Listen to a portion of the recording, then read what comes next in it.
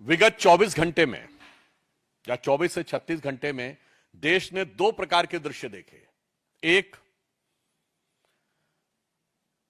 विगत 100 वर्षों से देश के लिए निरंतर समर्पित,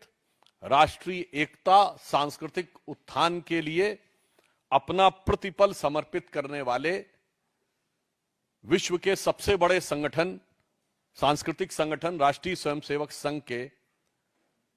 शताब्दी पूर्ण होना और उस शताब्दी के अवसर पर प्रधानमंत्री श्री नरेंद्र मोदी जी के द्वारा एक ऐसा सिक्का जारी होना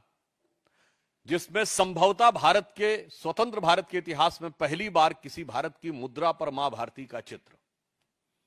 और इन्हीं 24 घंटे में देश ने एक दूसरा दृश्य देखा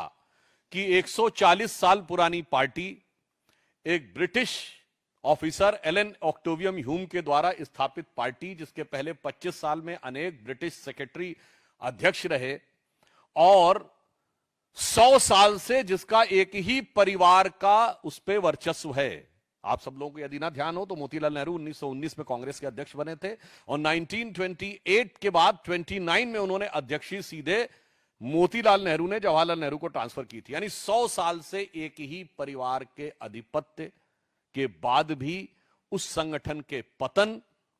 और सत्ता छूटने की बदहवासी में उनके खानदान के बरखुरदार के द्वारा, जो कि आज भारत विरोधी शक्तियों के फर्माबरदार बनते हुए प्रतीत हो रहे हैं,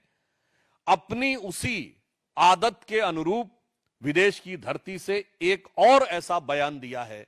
जिसमें कुछ भी आश्चर्यजनक नहीं है। अगर आपको ध्यान हो तो मात्र कुछ दिन पहले मैंने ही आपको एक बाइट देते समय एक आवश्यक सूचना दी थी कि राहुल गांधी जी पुनः विदेश जा चुके हैं और फिर आप तैयार रहिएगा, कोई ना कोई भारत विरोधी बयान अवश्य आपको सुनने को मिलेगा। अगर सीधे दरवाजे से नहीं तो पिछले दरवाजे से, और खिड़की से नहीं तो रोशनदान से मिलेगा। इसलिए आप लोग चारों तरफ से सतर्क रहिएगा। और आज उसी की एक बानगी दिखाई पड़ी है। ये दो अंतर देश की जनता के सामने स्पष्ट हैं कि कौन भारत के हित में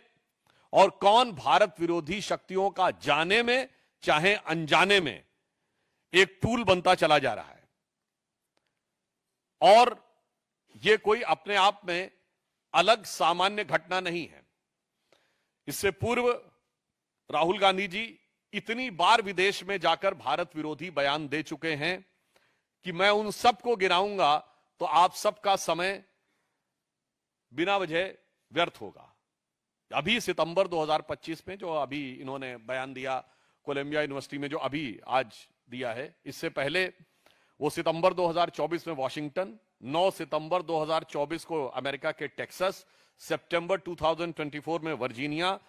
6 मार्च 2023 को लंदन, फिर मार्च 2023 में फिर लंदन, और मार्च 2023 में कश्मीर को लेकर अन्य विषयों को लेकर उन्होंने बोला है। मई 2022 में लंदन में, मई 2022 में रूस यूक्रेन के बारे में उन्होंने बोला, फिर ब्राउन यूनिवर्सिटी में मार्च 2021, दुबई में जनवरी 2019, लंदन में अगस्त 2018, मलेशिया में मार्च 2018, सिंगापुर में मार्च 2018, बहरीन में जनवरी 2018 और अमेरिका में सितंबर 2017। एक लंबी कहानी है जो उनके दिल के अंदर की नफरत की जुबानी आपको बहुत साफ दिखाई पड़ती है।